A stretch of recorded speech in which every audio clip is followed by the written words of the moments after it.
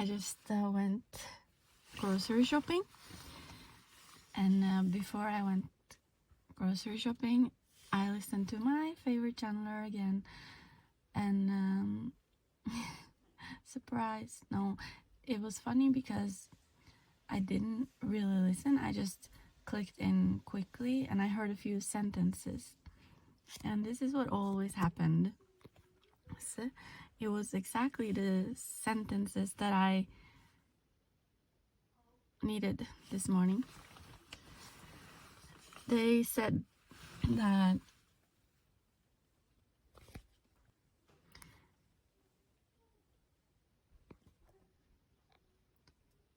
okay, I'm going to say it in my own words because I'm going to mess it up.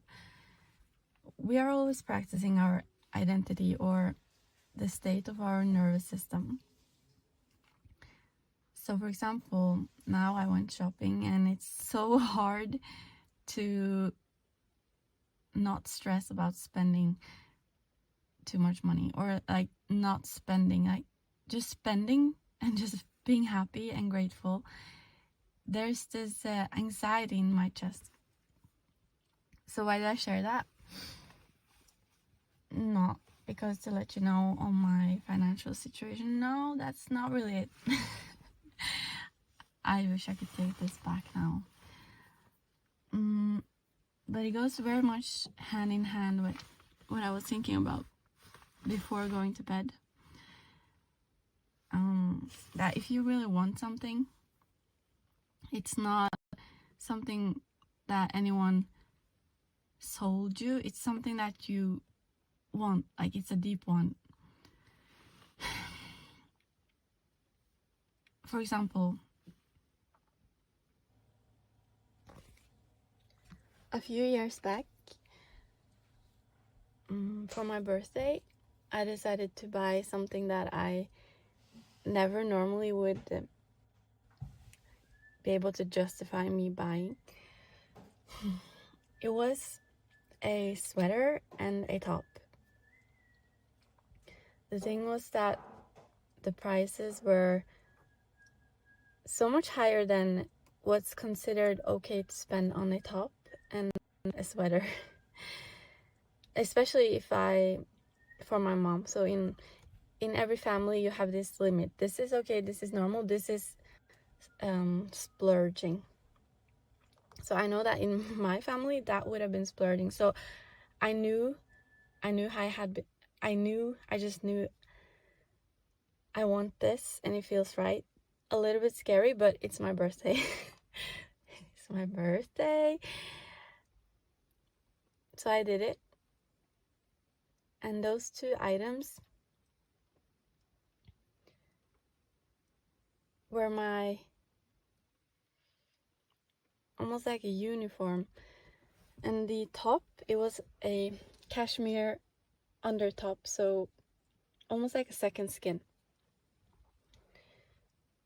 And I almost never took it off. I was living in this thing to the point where after a couple of winters, where the nipples are, there were 2 holes. That's so radical. I had worn it so much that cold winters had made hold in my shirt. It's exactly like that trend in Mean Girls where they cut out the, if you know, you know. I'm so trendy. I'll cut that out. No, because in hindsight, I could have easily justified that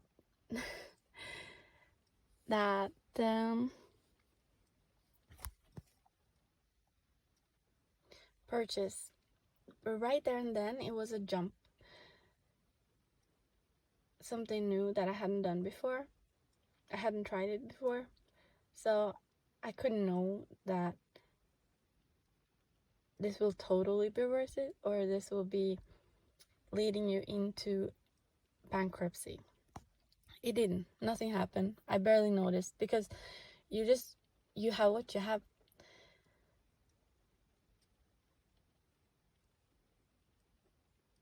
But when you use something that much,